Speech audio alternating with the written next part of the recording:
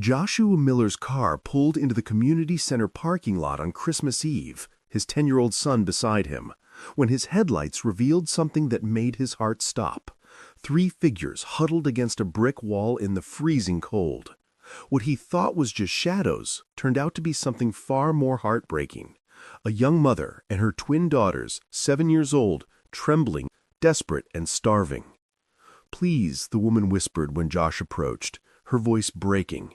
"My girls, they haven't eaten in 2 days. I don't know what else to do."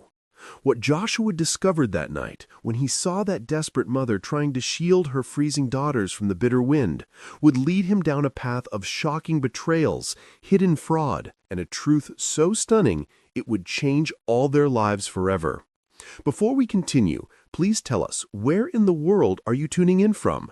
We love seeing how far our stories travel. "Dad, look!" The words were barely a whisper, but they stopped Joshua Miller's hand mid-reach for the car door handle. His 10-year-old son David was staring out the passenger window, his breath fogging the glass in the freezing December air. Josh followed his son's gaze across the community center parking lot. 3 figures huddled against the brick wall of the adjacent building, a woman and 2 small children, pressed together like they were trying to become one person. Their thin coats were no match for the bitter Ohio wind that whipped through the empty street, carrying tiny crystals of snow that stung like needles. Josh felt something tighten in his chest. Christmas Eve, freezing temperatures, and a mother trying to shield her babies from the cold with nothing but her own body. "Stay in the car for a minute, buddy." He didn't wait for David's response. Josh was already moving, popping the trunk, grabbing the wool blanket he kept for emergencies and the bag of canned goods they'd brought to donate. His worn boots crunched against the icy pavement as he approached slowly, carefully, not wanting to startle them. The woman looked up. Even in the dim glow of the flickering streetlight, Josh could see the wariness in her blue eyes, exhausted, desperate, but still protective. She couldn't have been more than 30, with straight blonde hair that had clearly once been well kept, but now hung limp around her face. The 2 little girls pressed against her sides were identical twins, maybe 7 years old, with matching curly ginger hair and faces pinched with cold and hunger. "I'm sorry to bother you," Josh said gently, stopping a few feet away. He held up the blanket. "I'm Josh. I was just dropping something off at the center, and I thought, well, I have this blanket and some food. Please, take them." Josh turned and waved David over. His son was already out of the car, coat unzipped, before Josh could finish the gesture. David jogged over, and without a word, without being asked, he took off his winter jacket and draped it carefully over the smaller twins' shoulders. "I'm David," he said, his voice gentle in a way that made Josh's throat tighten. "What's your name?" Me," the little girl stammered through chattering teeth. "And I'm Ava," her sister added quietly. "Come on," David said, reaching out his hand to Mia. "It's really warm inside, and Mr. Frank makes the best hot chocolate." The community center's heating system rattled and hummed, but it worked.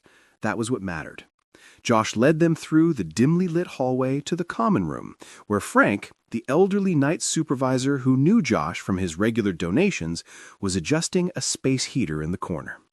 "Frank, these folks need some warmth and maybe something to eat," Josh said quietly. "Can you help?" Frank looked at Melissa and the twins, and his weathered face softened immediately. He had been working at this community center for 30 years. He'd seen it all. The broken, the desperate, the forgotten, but something about a mother and her children on Christmas Eve hit different. "Of course," he said, his voice gruff but kind. Sit down. I'll be right back." Melissa sank onto the worn couch like her legs had finally given out. Ava and Mia pressed against her sides, still shivering despite the warmth beginning to seep into their small bodies. Josh wrapped the blanket around all 3 of them, tucking it gently around the twins' shoulders. "Thank you," Melissa whispered again. She kept saying it, like it was the only phrase she remembered.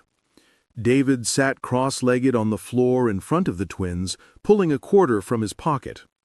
"Want to see a magic trick?" he asked, trying to coax a smile from them. Frank returned with a tray, steaming mugs of hot chocolate, thick sandwiches, and a plate of cookies shaped like stars and Christmas trees. Josh watched as Melissa's hands shook when she reached for the food.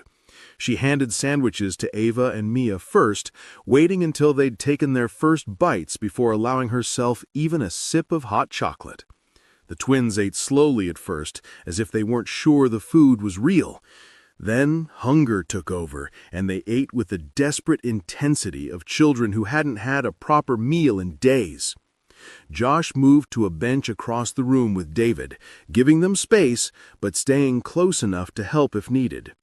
He studied Melissa as she carefully wiped Mia's face with a napkin, as she whispered encouragement to Ava to drink more hot chocolate, as she made sure her daughters had everything they needed before taking a bite of her own sandwich.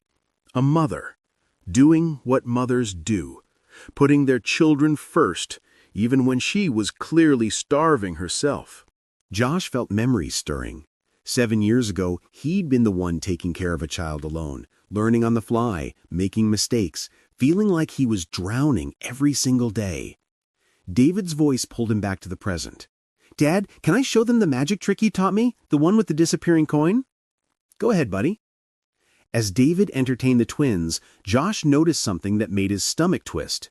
Melissa was still wearing a wedding ring. Worn, thin, but still there on her left hand. But there was no husband here. No partner helping her keep their children safe and warm. After the twins had eaten and begun to relax, curling together on the couch under the blanket with fuller bellies and warmer bodies, Melissa approached Josh. Up close, under the fluorescent lights, he could see her more clearly. Despite the dirt smudged on her face and the exhaustion carved into every line, she had kind eyes that had clearly cried too many tears recently. "I don't know how to thank you. You didn't have to do this." Josh shook his head. "Can I ask what happened? You don't have to tell me if you don't want to." Melissa's face crumpled for just a moment before she caught herself, holding the tears back through sheer force of will. She glanced at her daughters, making sure they were far enough away not to hear. "My husband," her voice cracked on the word. "6 months ago, he took out a large loan without telling me. Said it was for a business opportunity. Something that would change our lives." She laughed, but it was hollow, broken. "He was right about that part." Josh stayed quiet, letting her find the words. "Then he left. Ran off with a woman he'd been seeing behind my back. Left us with nothing but his debt. The men who came for the money, they took everything. Our house, our car, every penny in our savings account. They didn't care that I didn't sign anything, didn't know about any of it. They just wanted their money." Josh's jaw tightened, his hands curled around the edge of the bench, knuckles going white. "He abandoned his children?" "The shelter we've been staying at is full tonight because of the holiday. We've been waiting outside all evening hoping a spot would open up. But it's Christmas Eve. Everyone needs somewhere to go tonight."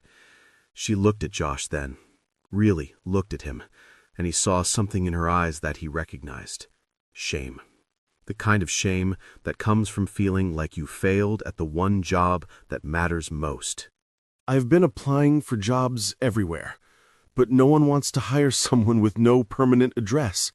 The girls need to be in school, but I can't enroll them without a home. I feel like..." Her voice broke. "I feel like I'm failing them every single day." Josh understood that feeling. He'd carried it like a weight on his chest for years after Catherine died. The crushing responsibility of being the only thing standing between a child and complete devastation. "Do you have any family?" he asked gently. Melissa shook her head. "My parents passed away when I was young. I was raised by my grandmother, but she died 3 years ago. My husband's family..." She swallowed hard. They blamed me when he left, said I must have driven him away, that I wasn't good enough. That's not true, Josh said firmly. The conviction in his voice surprised even him. You didn't do anything wrong. He did. He's the one who failed, not you. Melissa stared at him, and fresh tears spilled down her cheeks. I don't know what I did wrong, she whispered. I tried to be a good wife. I worked diligently, took care of the girls, kept our home. I don't understand what I did to deserve this. Josh leaned forward, his voice low and steady. You didn't deserve any of it, and your daughters don't deserve to spend Christmas Eve freezing on the street. Across the room, David was showing the twins another magic trick. Mia giggled, a small, fragile sound, and Ava clapped her hands softly. It was the first time Josh had heard them make any sound of joy. An idea was forming in Josh's mind, probably not logical, definitely risky, but something about this moment felt bigger than logic. Listen, he said, making a decision that would change everything. I have a small house. It's not much, but there's a guest room. You and the girls could stay there, just until you get on your feet. Melissa's eyes went wide. We couldn't impose like that. You don't even know us. I know enough, Josh glanced at her daughters. I know you're a mother trying to protect her children. I know you need help, and I know it's Christmas Eve, and I can't let you go back out into that cold. He paused, and something in his chest loosened, a knot he hadn't realized he'd been carrying for 7 years. I'm a single dad too, he said quietly. My wife died 7 years ago. I've been raising David alone since he was 3. It's not easy. There were times when I needed help, when I didn't think I could make it through another day. He met Melissa's eyes. Someone gave me a chance when I needed it most. Let me do the same for you. Melissa stared at him like he'd just spoken a language she didn't understand.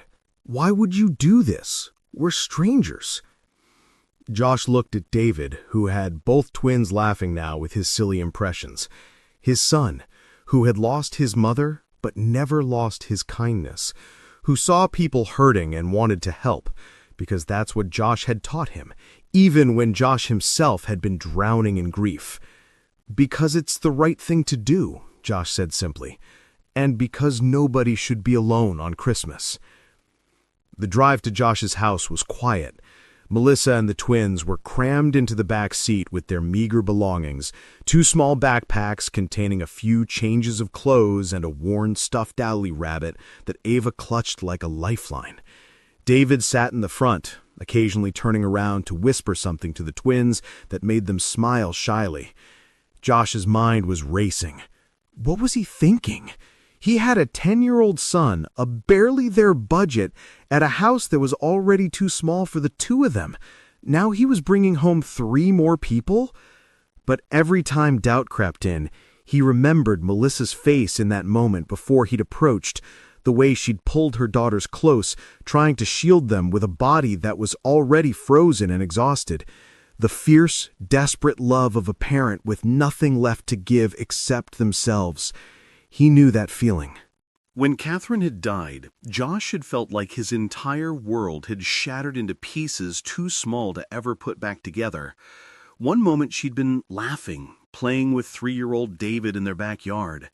The next moment she was on the ground, her face pale, her lips turning blue. Undiagnosed heart condition, the doctors had said later. A congenital defect, a ticking time bomb hiding in her chest since birth. No warning, no chance to prepare, no opportunity to say goodbye. The first year after her death was a blur. Josh remembered crying in the shower so David wouldn't hear, remembered burning dinner and ordering pizza for the 3rd night in a row, remembered trying to braid David's hair for picture day using a YouTube tutorial, failing miserably, and finally asking the neighbor, Mrs. Henderson, for help. He'd learned to survive on routine. Structure was the only thing that kept the chaos at bay. Wake up at 6 a.m., make breakfast, pack lunches, get David to the school bus, work his shift at the bottling plant, come home, homework, dinner, bath time, bedtime stories. even when Josh's eyes were so heavy he could barely keep them open. 7 years of this. 7 years of being both mother and father. 7 years of showing up for every parent-teacher conference, every soccer game, every school play. 7 years of being enough, even when he felt like he was failing. And somehow, impossibly, they'd made it work. "We are home," David's voice broke through Josh's thoughts.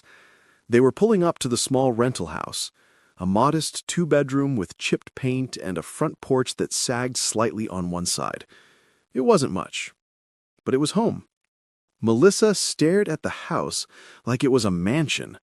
"It's perfect," she whispered. Inside, the house was warm and lived in.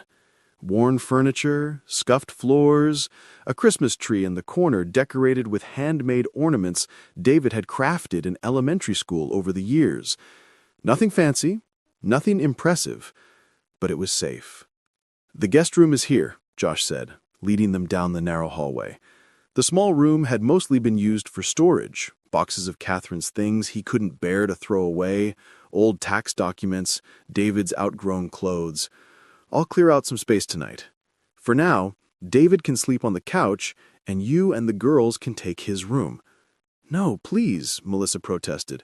"We can't take his room." But David was already gathering his favorite stuffed animals from his bed. "It's okay. I like camping on the couch, and Ava and Mia need my room more than me tonight." Josh felt his throat tighten with pride. Staring at his son now, he was sure of one thing. He was raising a kind boy. "Is that okay, David?" asked the twins, holding out his stuffed dinosaur to Mia. "You can borrow Rex tonight. He's really good at keeping nightmares away." Mia took the dinosaur carefully, hugging it to her chest. "Thank you," she whispered. Later that night, after the twins had fallen asleep in David's bed, their bellies full for the first time in days, their bodies finally warm, Melissa found Josh in the kitchen. He was making tea, because that's what Catherine used to do when she needed to think. It was one of 1,000 small habits he'd kept alive, trying to hold on to pieces of her. "I don't know how to thank you," Melissa said softly. Josh handed her a mug. "You don't have to. Just get some rest. Tomorrow we'll figure out the next steps. There's a hiring manager at the bottling plant where I work who owes me a favor, and I know the principal at the elementary school. We can get the girls enrolled." Melissa's hands shook as she held the warm mug. "I'll pay you back. Every cent. As soon as I can work, I'll contribute to groceries, rent, everything. I promise." "Let's just take it one day at a time," Josh said gently. They stood in comfortable silence for a moment, sipping their tea. Josh studied Melissa in the soft kitchen light, the tired lines around her eyes, the way she held herself like she was expecting another blow to fall at any moment. "You really raised David alone?" Melissa asked. Josh nodded. "It wasn't easy. Still isn't, but you do what you have to do for your kids." "Your wife, what happened?" Josh felt the familiar ache in his chest, duller now after 7 years, but never fully gone. Heart condition we didn't know about. She was playing with David in the backyard one afternoon. One moment she was laughing, the next she was gone. No warning, no chance to say goodbye. "I'm so sorry," Melissa whispered. "Wait, everything." Josh looked at her directly. "You have your daughters, and from what I've seen tonight, you're an incredible mother. That man was a fool to leave you." Melissa's eyes filled with tears again, but this time she didn't look away. "Why are you being so kind to us?" Josh thought about that question. About Catherine's death and the dark year that followed. About Mrs. Henderson bringing casseroles every week. About Frank at the community center letting them use the facilities for free when money was impossibly tight. About all the small kindnesses from strangers that had kept Josh and David afloat when they were drowning. Because people were kind to me when I needed it most. And because kindness matters, especially on Christmas Eve. Melissa looked at him, and something passed between them. A recognition of shared pain, shared struggle, shared strength. They were both wounded, both fighting, both doing everything possible to protect the children who depended on them. "Merry Christmas, Josh," Melissa said softly. "Merry Christmas, Melissa." Neither of them knew it yet, but something was beginning. Something neither had been looking for, but both desperately needed. Outside, snow began to fall gently over the small Ohio town, covering the streets in white, making everything clean and new again. Christmas morning arrived with the smell of pancakes and the sound of children's laughter, a sound Josh's house hadn't held in far too long. David had insisted on sharing his new bicycle with the twins, taking turns riding it up and down the hallway while Josh made breakfast. Melissa appeared in the kitchen doorway, looking more rested than the night before, though her eyes were still shadowed with worry. "I can help," she said immediately, moving to the stove. "Please, let me help with something." Josh stepped aside, and they fell into an easy rhythm, him flipping pancakes while she set the table, their movements synchronized in a way that felt natural, comfortable. Over breakfast, David chattered endlessly about his art set and how he was going to teach Ava and Mia to draw dinosaurs. The twins were quiet, but watchful, occasionally venturing small comments. They were still scared, still uncertain, but they were warming up. "I need to be honest with you," Melissa said after breakfast, when the children were occupied in the living room. "I don't have much work experience, beyond bookkeeping and managing accounts. Before I got married, I ran a small accounting firm, but that was years ago, and after the girls were born, I stayed home." "Can you work with numbers?" Josh asked. "Yes, I'm actually really good with budgets and financial organization." Josh felt something click into place. "Then I know exactly where you need to work. The bottling plant needs someone in their accounting department. Our current person is a disaster. Can't keep anything straight. Let me make a call." The days after Christmas blurred together in a strange, unexpected harmony.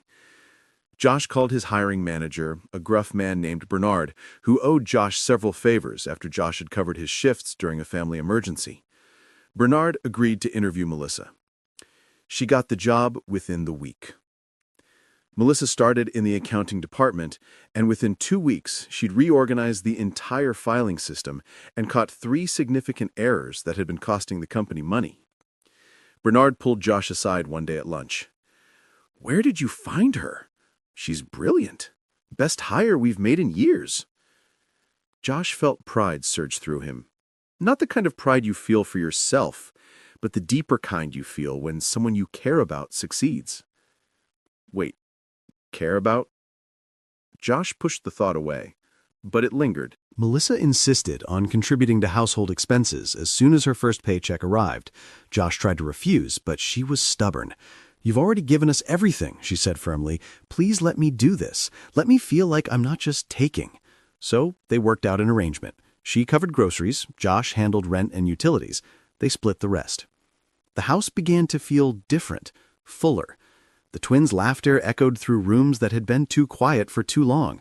Ava drew pictures that Melissa taped to the refrigerator. Meow sang little songs while coloring at the kitchen table.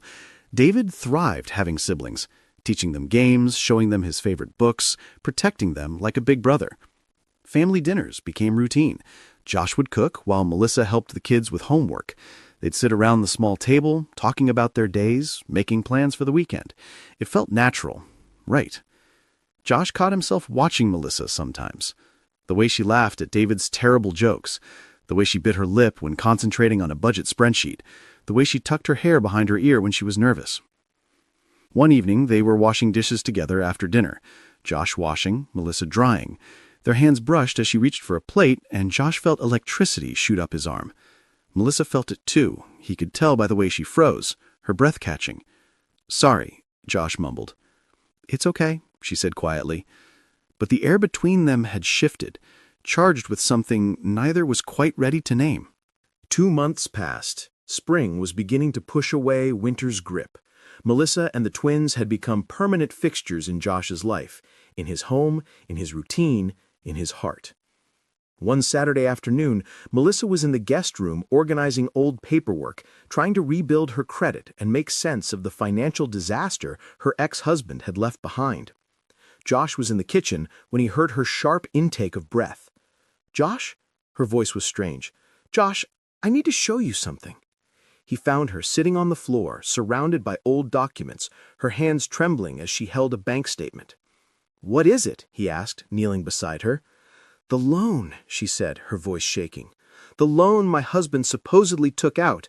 Josh, look at this signature." She showed him the document. The signature was clearly forged. The handwriting didn't match any of Melissa's other signatures on legitimate documents.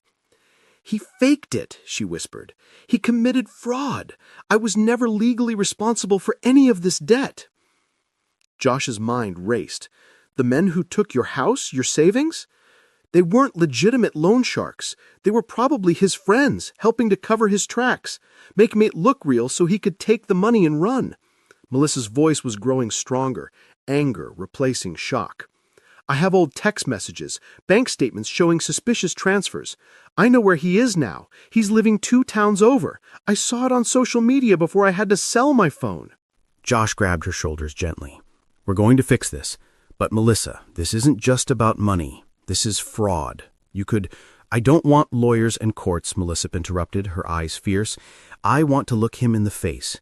I want him to know I figured it out, and I want what he stole from my daughters." Josh saw something in her eyes he hadn't seen before. Strength. Raw, powerful, unbreakable strength. "Then let's go. But I'm coming with you. You're not doing this alone." The drive took 40 minutes. Melissa had found her ex-husband's address through an old mutual friend who didn't know the whole story. The apartment building was run down, paint peeling, the kind of place people ended up when they were running from something. Josh parked across the street. "Are you sure about this?" Melissa nodded. "I'm sure." They climbed the stairs to the 3rd floor, apartment 3C. Melissa knocked, firm, steady, unafraid. The man who answered the door looked nothing like Josh had imagined. Average height, thinning hair, wearing sweatpants and a stained t-shirt. He looked at Melissa and his face went pale. "Melissa, how did you—" "I know everything, Trevor," Melissa said, her voice cold and controlled.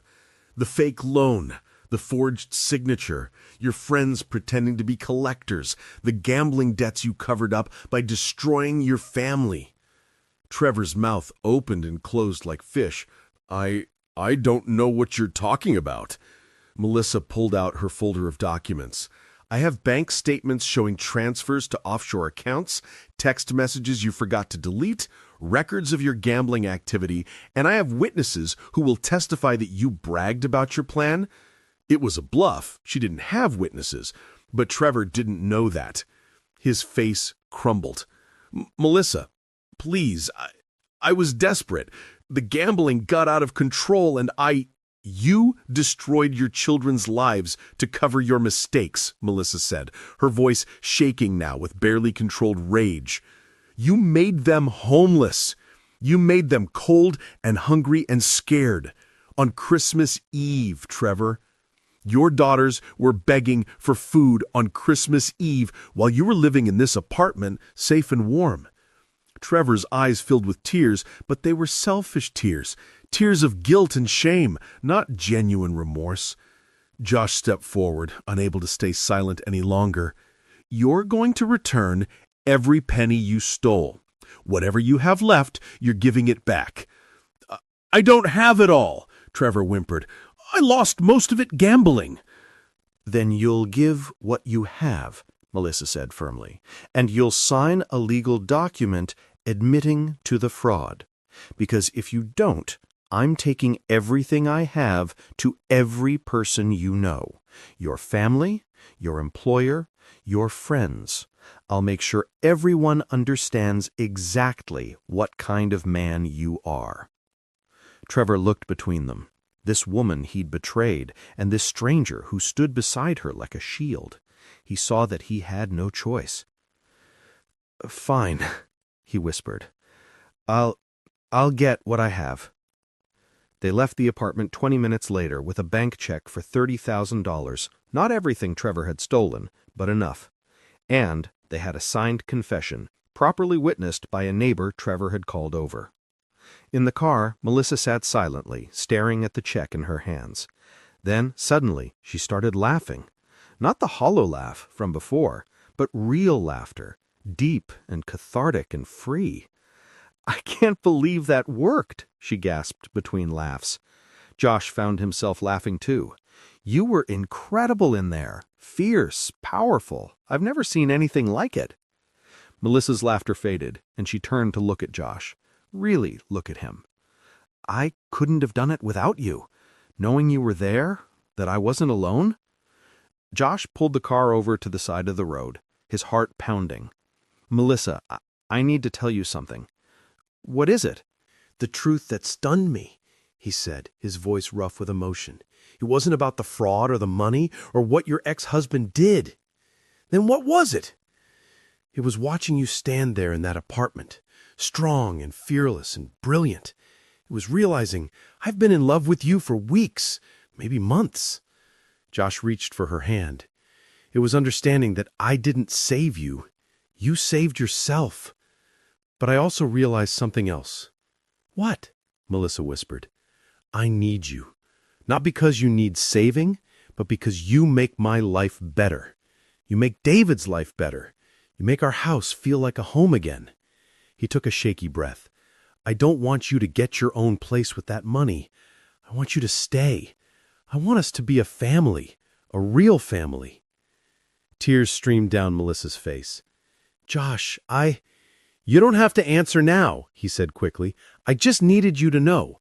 I needed you to know that what started as kindness on Christmas Eve became something else. Something real." Melissa leaned across the console and kissed him.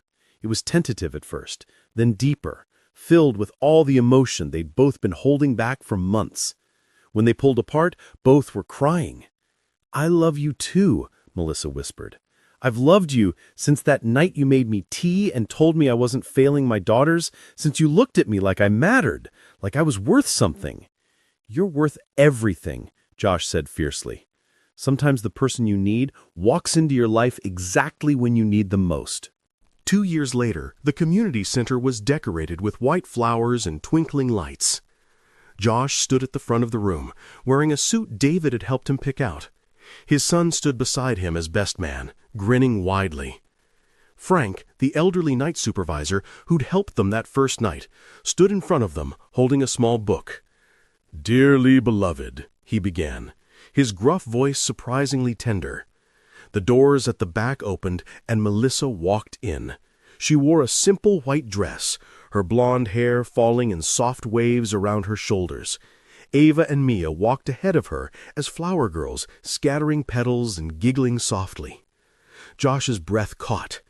She was beautiful, not just on the outside, but in all the ways that mattered, in her strength, her kindness, her resilience, her love.